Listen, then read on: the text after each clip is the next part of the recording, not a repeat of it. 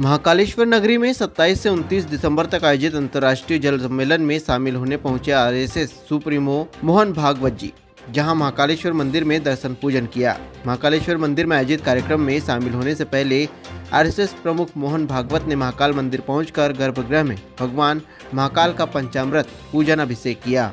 दर्शन पूजन के पश्चात मोहन भागवत ने श्री महाकालेश्वर मंदिर के आंगन में स्थापित वेद ऋचाओं से युक्त देश का पहला जल स्तंभ का अनावरण किया। देश विदेश में इस जल स्तंभ से जल बचाने का संदेश दिया जाएगा। महाकाल मंदिर के आंगन में स्थापित 13 फीट ऊंचे इस स्तंभ पर चारों वेदों की ऋचाओं को चांदी की कारीगरी से उकेरा गया। जल स्तंभ के अनावरण के पहले मोहन भागवत ने वैदिक मंत्रोच्चार के साथ कार्यक्रम की शुरुआत की। कार्यक्रम में मोहन भागवत का श्री महाकालेश्वर मंदिर प्रबंधक समिति द्वारा अभिनंदन पत्र भेंट कर सारस्वत सम्मान किया। मंदिर में 5 दिसंबर से सुजलाम जल महोत्सव मनाया जा रहा है। इसके अंतर्गत चतुर्वेद पारायण भी किया जा रहा है। जल स्तंभ का निर्माण 60 किलो चांदी से हुआ। उज्जैन से नितिन पांड्या की रिपोर्ट।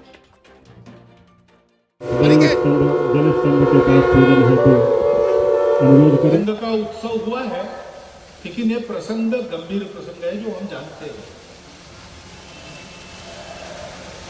एक तरह से प्रतीकात्मक है, एक तरह से करने लायक है। जल स्तंभ का अनावरण हुआ।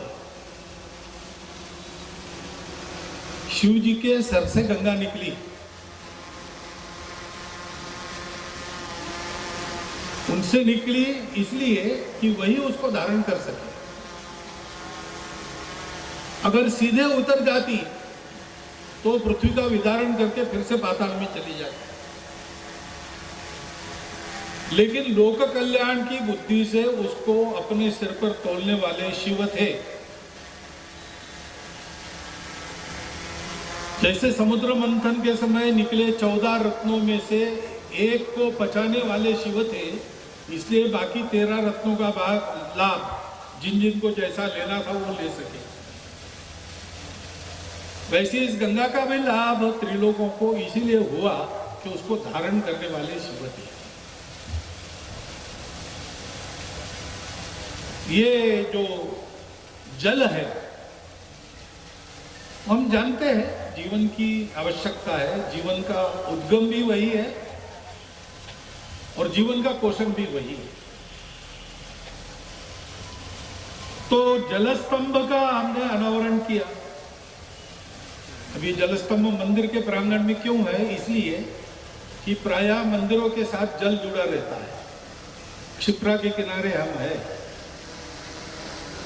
नदी नहीं होती तो पुष्करिणी तो होती ही है, कुंड तो होता ही है। और ये सारा भगवान की पूजा और भगवान के भक्तों का जीवन धारण पोषण इसमें लगता है।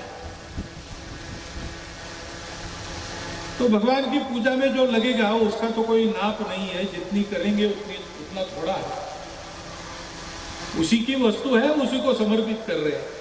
अहंकार भी नहीं रखना चाहिए, परंतु हमारे पोषण संरक्षण में लगेगा तब।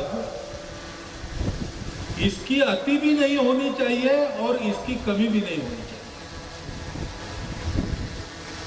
इसलिए हर जल स्रोत में अगर मर्यादा से अधिक कम हो गया तो सावधान करने वाला, और मर्यादा से ऊपर चला तो भी सावधान करने वाला कि बाढ़ आ रही है।